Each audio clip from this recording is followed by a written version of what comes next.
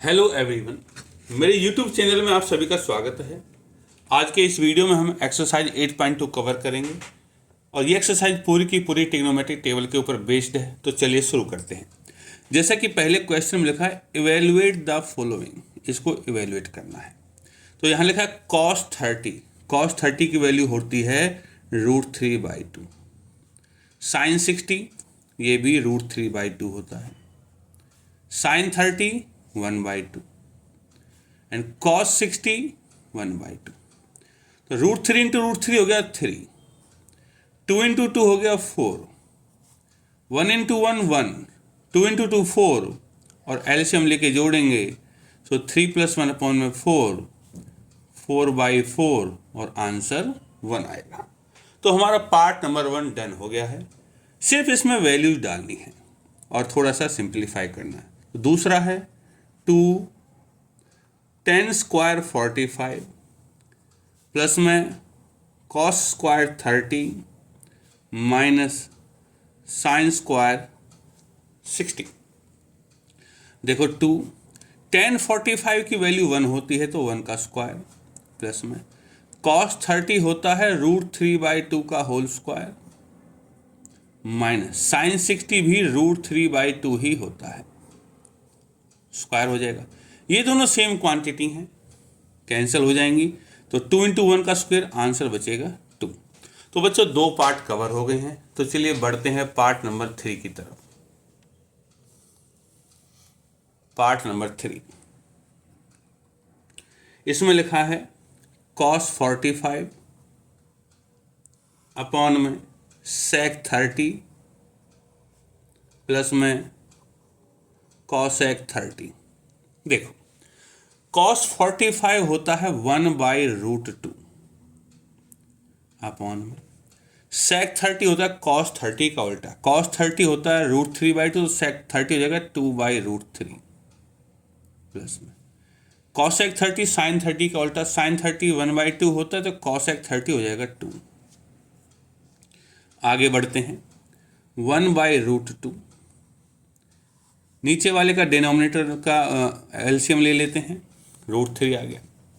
सो 2 plus में ये √3 यहाँ मल्टीप्लाई हो जाएगा 2√3। तो बच्चों ये आएगा 1/√2 अपॉन में 2 कॉमन ले लिया, 1 प्लस में √3 अपॉन में √3। अब 1 2 3 4 है तो इनको वैसे कर सकते हैं हम, 1/√2 इंटू ये सबसे नीचे वाला ऊपर चला जाएगा और ये 2 1 प्लस में √3 यहाँ बच जाएगा। चलिए देखो, देखा जाए तो क्वेश्चन हमारा हो चुका है, लेकिन हम जो डिनोमिनेटर में इरेशनल नंबर नहीं छोड़ते तो इसको थोड़ा सा रैशनलाइज कर देते हैं। तो चलिए रैशनलाइज कैसे करेंगे, बढ़ते हैं। ये √3 है, डिनोमिनेटर में है हमारा √2, 2 को पहले लिख लेता हूँ इस वाले 2 को, और ये है 1 प्लस में √3। पहले इस √2 को हटा दो। इसको हटाने के लिए ऊपर भी √2 से मल्टीप्लाई होगा और नीचे भी √2 से होगा। तो ऊपर हो जाएगा √6, नीचे √2 और √2 हो जाएगा 2, 2 इंटू 2 हो जाएगा 4 और 1 प्लस में √3, ये हो गया। अब 1 प्लस √3 है, इसको हटाने के लिए हम 1 माइनस √3 और 1 माइनस √3 से मल्टीप्लाई कर देते हैं ऊपर और नीचे। तो क्या होगा, देखो √6 इंटू 1 √6, √6 इंटू √3 हो जाएगा √18 अपॉन में 4। और ये a प्लस बी और a माइनस बी है तो आइडेंटिटी है, a प्लस बी और a माइनस बी बनती है a square minus B square, तो 1 माइनस में 3 हो जाएगा क्योंकि 1 का स्क्वायर 1 और √3 का स्क्वायर 3। तो इसको लिख सकता हूँ मैं √6 और √18 को लिख सकता हूँ मैं 9 इंटू 2 अपॉन में 4 और 1 माइनस 3 हो जाएगा माइनस का 2। तो क्या हो जाएगा √6, ये 9 रूट से बाहर आ जाएगा तो 3 √2 बच जाएगा और नीचे हो जाएगा -8। ऊपर से माइनस कॉमन ले सकते हैं तो बचेगा 3√2, ये प्लस का हो जाएगा और ये √6 माइनस का हो जाएगा और नीचे है हमारा -8, माइनस से माइनस कट जाएगा तो आंसर आएगा हमारा 3√2 माइनस √6 अपॉन में 8। तो बच्चों ये ही है हमारा फाइनल आंसर। ठीक है, उम्मीद है कि आपको 3 पार्ट समझ में आए होंगे। पार्ट नंबर 4 की तरफ बढ़ते हैं।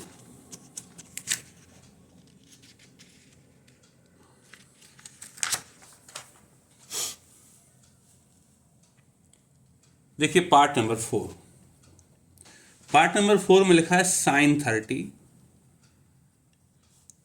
प्लस में tan 45 minus cosec 60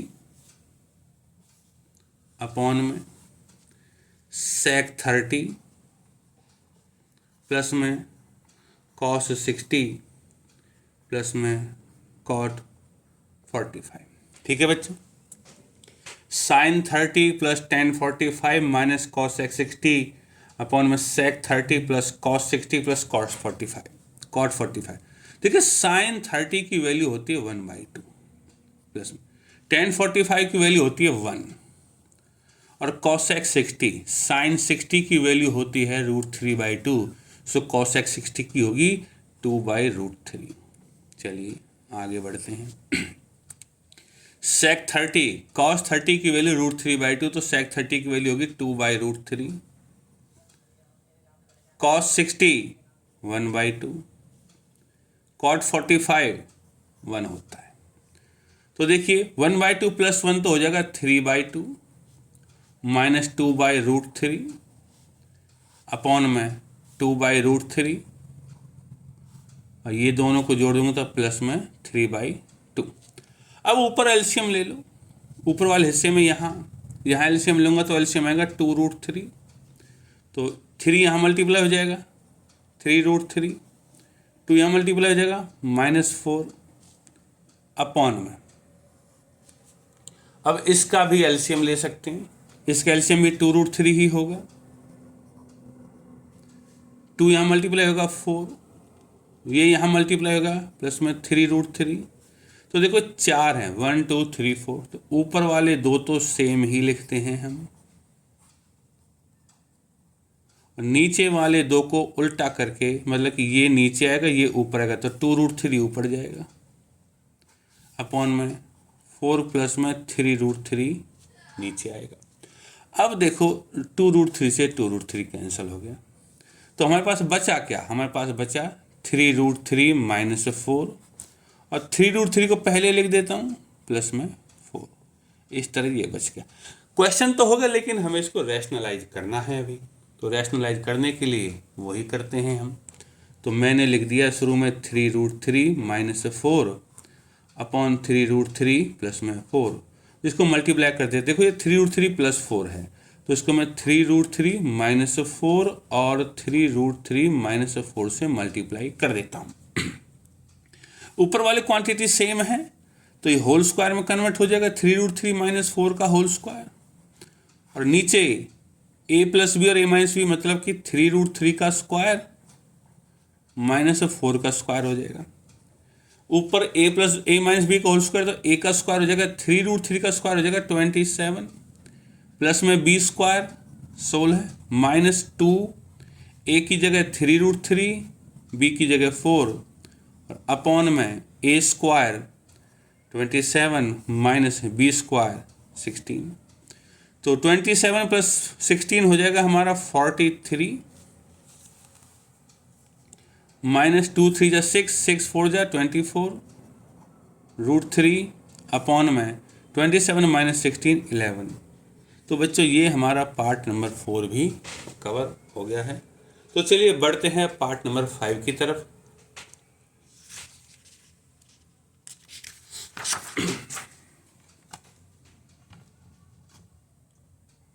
part number 5,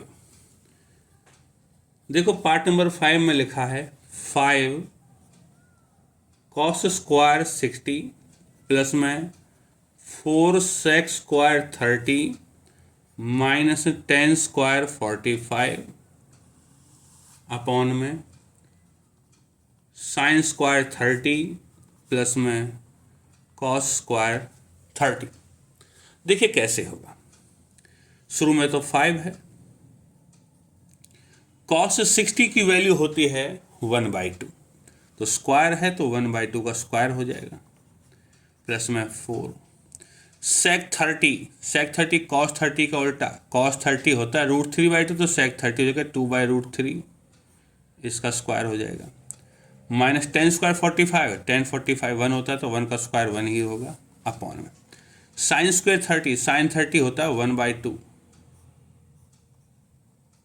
cos² 30, cos 30 होता है √3/2 का होल स्क्वायर हो जाएगा। तो देखो आगे बढ़ते हैं, ये वैल्यू तो डाल दी, अब देखिए क्या होगा। तो 5/4 हो जाएगा, 2 का स्क्वायर 4, प्लस में 4 इंटू 2 का स्क्वायर 4 अपॉन में 3, माइनस में 1 अपॉन में 1/4, प्लस में √3 का स्क्वायर 3/4, तो ऊपर हो जाएगा 5/4 प्लस में 16/3 माइनस 1, और नीचे हो जाएगा 1, डिनोमिनेटर 1 बन जाएगा। तो ऊपर वाले हिस्से में 1 को तो छोड़ देते हैं, एलसीएम ले लेते हैं, 12 एलसीएम आ जाएगा 4 और 3 का, तो 3 यहाँ मल्टीप्लाई होगा 15, प्लस में 4 यहाँ मल्टीप्लाई होगा 64, माइनस में 4 3 12, यहाँ मल्टीप्लाई लेंगे, अगर एलसीएम सही से लेंगे तो यही आएगा। 15 में से 12 गए तो 3 और 64 हो गया 67/12। बच्चों यही है हमारे पार्ट नंबर 5 का आंसर। उम्मीद है कि आप लोगों को इस समझ में आया होगा। तो चलिए बढ़ते हैं क्वेश्चन नंबर 2 की तरफ।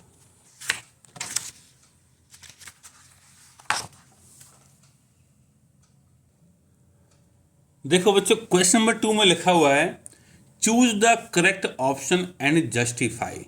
ये क्वेश्चन है, इसके 4 ऑप्शन हैं कि कौन सा आंसर सही है, तो हमें बताना है और जस्टिफाई भी कर देना, मतलब कि आंसर तरीके से निकालना है, प्रूव करके निकालना है। तो चलिए 2 10 30, तो 2 और 10 30 की वैल्यू होती है 1/√3 अपॉन में 1 प्लस में 10 30 तो 1/√3 ही है, तो 1/√3 का स्क्वायर हो गया, तो क्या होगा 2/√3 अपॉन में 1 प्लस में 1/3 हो जाएगा, क्या हो जाएगा 2/√3 अपॉन में एलसीएम लूँगा नीचे तो 4/3 हो जाएगा, और इसको हम उल्टा करके लिख सकते हैं 3/4 कर सकते हैं। तो बच्चों क्या आएगा, 2 से 4 2 टाइम्स कट जाएगा, और 3 से ये √3 टाइम्स कट जाएगा, तो बचेगा √3/2, ठीक है। और √3/2 तो आ गया। अब इन ऑप्शंस में किसकी वैल्यू √3/2 है, तो sin 60 की वैल्यू ही √3/2 है, equal to sin 60, therefore A, option A है करेक्ट आंसर, ठीक है। इसमें भी वैल्यू डाल के ही निकालना है। तो चलिए पार्ट नंबर 2 की तरफ बढ़ते हैं। पार्ट नंबर 2, इसमें लिखा है 1 माइनस में 10² 45 अपॉन में 1 प्लस में 10² 45। इसमें भी 4 ऑप्शन है। पहला ऑप्शन है 10 90, दूसरा ऑप्शन है 1, सी ऑप्शन है sin 45, और डी ऑप्शन है 0। तो देखिए 1 माइनस 10² 45, 1 माइनस 10 45 की वैल्यू 1 होती है, तो 1 माइनस 1 का स्क्वायर और 1 प्लस में 1 का स्क्वायर, तो 1 माइनस 1 तो 0 हो जाएगा, तो 0 हो जाएगा। 0 देखो ऑप्शन डी में पड़ा है, तो हमारा क्या होगा, ऑप्शन डी हो जाएगा आंसर, ठीक है। ये बहुत ही आसान सा सवाल था। पार्ट नंबर 3 की तरफ बढ़ते हैं। 3 में लिखा है sin 2a बराबर 2 sin a is true when a equal to, तो एंगल a किसके बराबर होगा, इसमें 4 ऑप्शन है। पहला ऑप्शन है 0 डिग्री, दूसरा ऑप्शन है 30 डिग्री, तीसरा ऑप्शन है सी 45 डिग्री, और चौथा ऑप्शन है 60 डिग्री। देखो बच्चों, देखा जाए तो ये हमारा आंसर ए ही है, क्योंकि अगर मैं 30 रखूँगा तो साइन 60 और 2 साइन 30 बराबर नहीं होगा। 45 पे किसी पे भी नहीं होगा, आप चेक कर सकते हैं, सिर्फ 0 पे, क्योंकि 2 में 0 से करूँगा 0 साइन 0 और 2 इंटू साइन 0, साइन 0 0 ही होता है। तो इसका आंसर ऑप्शन ए है। ठीक है बच्चों, तो 3 पार्ट हमारे हो गए हैं। अब बचा है हमारा पार्ट नंबर 4। तो चलिए पार्ट नंबर 4 को भी कर लेते हैं इसका। पार्ट नंबर 4, इसमें लिखा है 2 tan 30 अपॉन में 1 माइनस में tan स्क्वायर 30। ठीक है, इसमें भी 4 ऑप्शन है हमारे पास। जो पहला ऑप्शन है ए, वो है cos 60। जो दूसरा ऑप्शन है बी, वो है sin 60। तीसरा ऑप्शन है सी, tan 60। और चौथा ऑप्शन है डी, sin 30। तो चलिए देखते हैं। 2 tan 30 मतलब 2 इंटू tan 30 होता है 1 अपॉन में √3। 1 माइनस tan स्क्वायर 30 तो मतलब 1 अपॉन में √3 का स्क्वायर हो जाएगा। क्या बचेगा हमारे पास, 2 बाई में √3 नीचे हो जाएगा। चलिए 1 माइनस 1 बाई 3 हो जाएगा। सो 2 बाई में √3 अपॉन में इधर एलसीएम लूँगा, सो बचेगा 2 बाई में 3। तो ये नीचे वाले उल्टे हो जाएंगे, 3/2 हो जाएगा, 2 से 2 कट जाएगा। तो क्या बचा हमारे पास, 3 अपॉन में √3। √3 इसको काट देगा √3 टाइम्स। ठीक है, और √3 बच्चों इनमें वैल्यू होती है, इस cos 60 की वैल्यू होती है 1/2, sin 60 की √3/2, tan 60 की वैल्यू √3 होती है। तो इक्वल टू tan 60। तो हमारा जो ऑप्शन होगा वो होगा सी। इस तरह बच्चों ये क्वेश्चन नंबर 2 भी हमारा कवर हो गया है। तो चलिए बढ़ते हैं क्वेश्चन नंबर 3 की तरफ। क्वेश्चन नंबर 3, इसमें लिखा है इफ tan a प्लस में b equal to √3 and tan a minus में b इक्वल टू 1/√3। और भी कुछ लिखा है कि 0 लेस देन a प्लस में b less than equal to 90 degree and a is greater than b, find a and b। बच्चों इसमें एक चीज़ समझा देता हूँ, ये जो कुछ लिखा है इससे अभी आपका ज़्यादा लेना देना नहीं है, क्योंकि आपका जो एंगल है अभी फ़िलहाल 0 से लेकर 90 तक है। इसलिए देखो इधर का a प्लस बी 0 से बड़ा है, 90 से छोटा है। एंगल तो कुछ भी हो सकते हैं ना, लेकिन रेस्ट्रिक्ट कर दिया है। अगर रेस्ट्रिक्ट नहीं करेगा तो a और b की कई सारी वैल्यू जाएंगी। चलिए इसको ध्यान में रखना नहीं है, बस क्वेश्चंस करना है। सॉल्यूशन, tan a प्लस में b इक्वल टू √3। और देखो √3 tan में वैल्यू होती है 60 की, which implies tan a plus में b बराबर tan 60। ठीक है, तो a प्लस बी क्या होगा, a प्लस बी की वैल्यू हो जाएगी 60 डिग्री। ये है इक्वेशन नंबर 1। सिमिलरली हमारे पास है tan a माइनस में b। tan a माइनस में लिखा है 1 बाई में √3। इसका मतलब है कि tan a माइनस b बराबर, और tan में 1/√3 वैल्यू होती है 30 की, तो tan 30। तो यहाँ से क्या मिलेगा, यहाँ से a माइनस बी किसके बराबर हो जाएगा, बराबर 30। ये है हमारी equation number 2।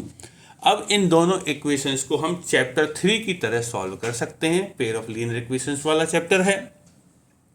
So add 1 and 2। देखो जब ऐड करेंगे तो क्या होगा, a प्लस में b तो 60 है और a माइनस b है 30। जब ऐड करेंगे तो b से b कट जाएगा, क्या बचेगा, 2a बराबर 90 और a की वैल्यू आ जाएगी 90/2 बराबर 45।